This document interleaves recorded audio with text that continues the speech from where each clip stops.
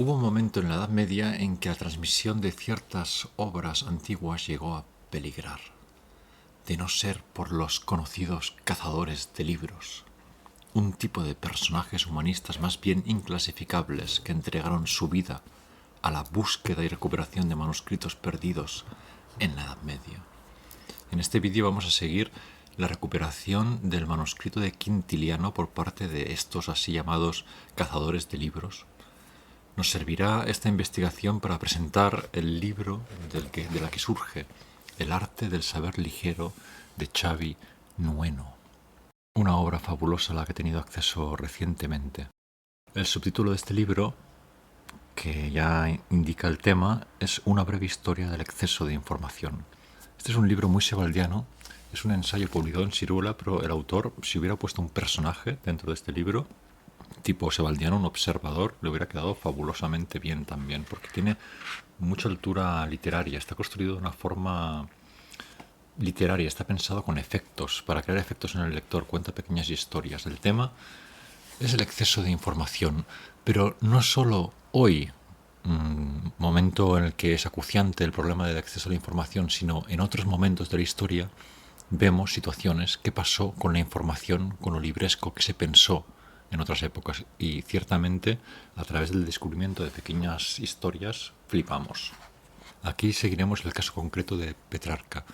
Nos ubicamos en la casa del gran poeta italiano, cierta noche de su tardía ya existencia. Acaba de recibir de un amigo suyo, probablemente Lapo de Castiglionchio, una copia de las Instituciones Oratorias, obra de Quintiliano, un clásico antiguo de la retórica. Lo que le ha enviado su amigo es una obra incompleta, puesto que gran parte del original de Quintiliano está perdido. Pero Petrarca esa noche está exaltado. Hasta ese momento solo había sabido de la obra de Quintiliano a través de menciones de otros autores antiguos o por recopilaciones de florilegios. Por primera vez dentro de un mismo volumen se ha reunido todo lo que se sabe del autor quintiliano en el siglo XIV. Sin embargo, como decimos, este volumen está mutilado, faltan muchos pasajes, le falta integridad. Son en esencia fragmentos de una obra perdida. Esa misma noche, según documenta Xavi Nueno, Petrarca le escribe una carta a Quintiliano a través de los siglos y le dice, este es el texto de Petrarca: en una ocasión escuché tu nombre y leí algo tuyo, y me preguntaba dónde residía el prestigio de tu agudeza. Tarde he podido conocer tu talento. Ha llegado a mis manos, hay destrozado y hecho pedazos el libro de las instituciones. Se lamenta porque ha recibido el manuscrito, pero incompleto. Dice Xavi Nueno sobre las sensaciones que tuvo esa noche Petrarca, y aquí vemos un ejemplo de cómo escribe este autor, el autor de este libro, el sentido literario que tiene. La alegría por disponer al fin de una copia de las Instituciones de Quintiliano se ve amenazada por la angustia de que el tiempo haya aniquilado de una vez por todas algunos miembros de este bello cuerpo. El texto que escribe Petrarca acaba con un deseo. Nada más tengo que escribirte, deseo verte ileso. Se refiere al libro, deseo verte ileso, y si en algún lugar estás entero, te ruego que no te me ocultes por más tiempo. La carta está fechada un 7 de diciembre de 1350 y tendrían que pasar todavía 60 años hasta 1416 para que unos cazadores de libros, tema que nos ocupa hoy, en un lugar remoto encontraran una copia completa del original de las Instituciones Oratorias. El encargado de rescatar este libro fue Poggio Bracciolini, sin duda uno de los cazadores de libros más importantes del humanismo. Un tipo, según Xavi Nueno, cuya incansable labor le llevó a recorrer monasterios y bibliotecas en busca de obras perdidas de la antigüedad, una especie de explorador del abismo. Dice Nueno que antes de descubrir el manuscrito de Quintiliano, en una oscura abadía, Bracciolini, que por cierto quiere decir bracitos, entiendo, ya había salvado de la destrucción inminente importantes obras de Vitruvio, Tertuliano, Amiano Marcelino, Asconio y Valerio Flaco, entre otros. Su hallazgo más importante fue tal vez un manuscrito completo de De Rerum Natura de Lucrecio. Es decir, que este hombre iba atravesando Europa, de monasterio en monasterio, buscando piezas perdidas de la antigüedad para reincorporarlas, digamos, al flujo del conocimiento en la Europa occidental. Algo sorprendente de este libro es que lo vamos leyendo y el autor no deja de sorprendernos con personajes, formas de pensar, gestas librescas nunca escuchadas.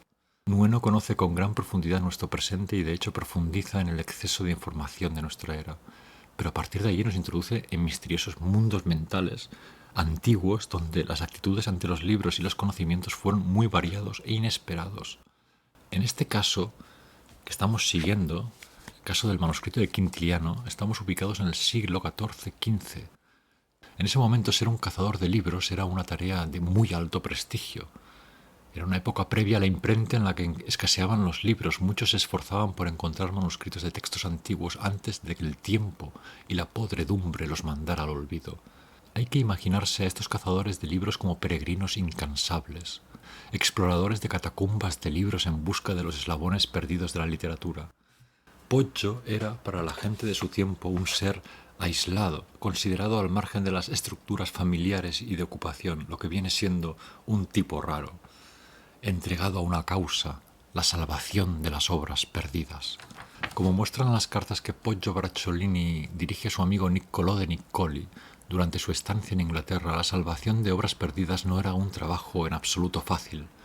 En ningún caso consistía en llamar a la puerta de cualquier institución que pudiera albergar una biblioteca y preguntar al personal por el nombre de este o aquel autor clásico, escribe Nueno, sino que se requería tanto de una ciencia para identificar los lugares susceptibles de albergar estos tesoros como la audacia para penetrar en ellos.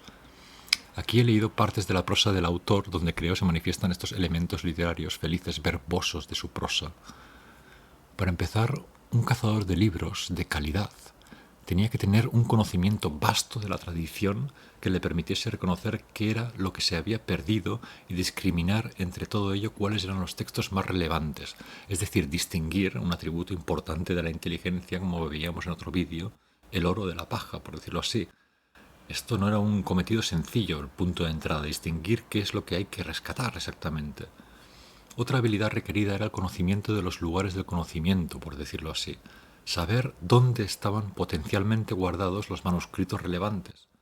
Los monasterios y abadías disponían de síntesis medievales de sus catálogos que permitían iniciar investigaciones para encontrar algo inédito o perdido.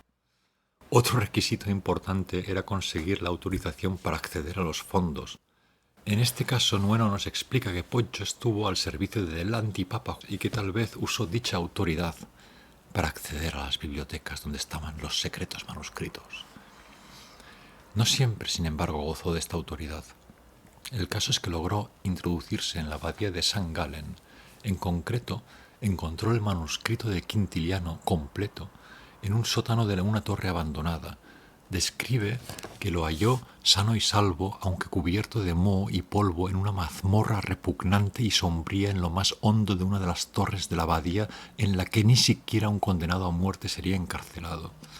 Una obra esencial de la antigüedad perdida se encontraba en el reducto, más profundo y tenebroso, esperando ser redescubierta. La recuperación de la obra de Quintiliano supuso un nuevo hito para los cazadores de libros. Me los quiero imaginar como un equipo de proscritos entregados a la causa non comprendida por sus contemporáneos, y me pregunto hoy cuál sería un oficio equivalente en fuerza y valor. Durante 54 días Poggio Bracciolini copiará los 12 libros de las instituciones de su puño y letra. La obra que no pudo ver Petrarca 60 años antes, cuando recibió ese manuscrito incompleto, ahora estaba completa. Sin embargo, y aquí empieza otra cuestión distinta, no tardará en descubrirse que el manuscrito en verdad, por las sucesivas copias y la forma emuladora y reescritora de los copistas medievales, estaba fuertemente contaminado.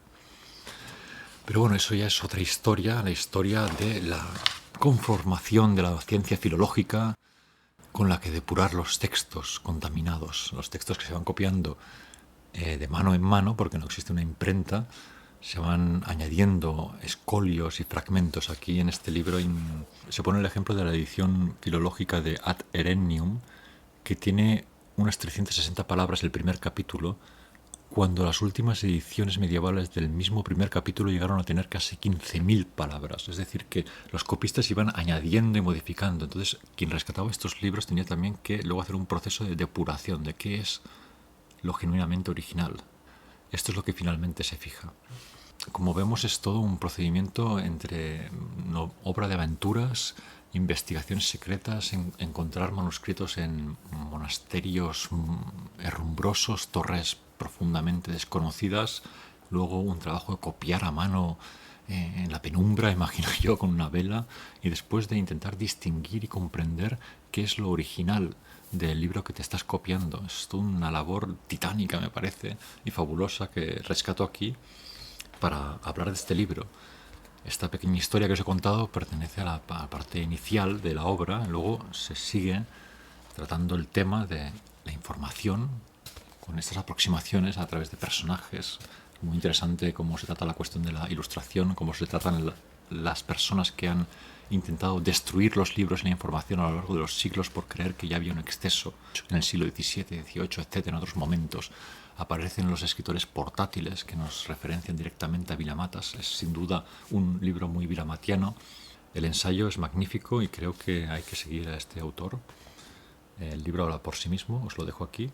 Podéis seguramente leer en la página web de Sirgola las primeras páginas, no lo sé. Una lectura además, como dice el propio título, bastante ligera. Por ser un ensayo tan erudito, es curioso que sea tan divertido.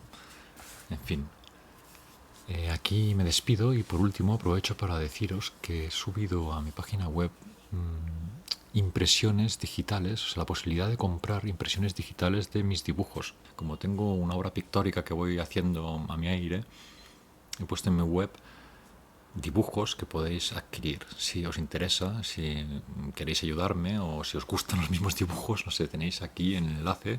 En fin, se acerca el fin de año, probablemente este es el último vídeo que grabo antes de el tránsito, por decirlo así que os deseo un feliz tránsito, espero que todos estéis bien.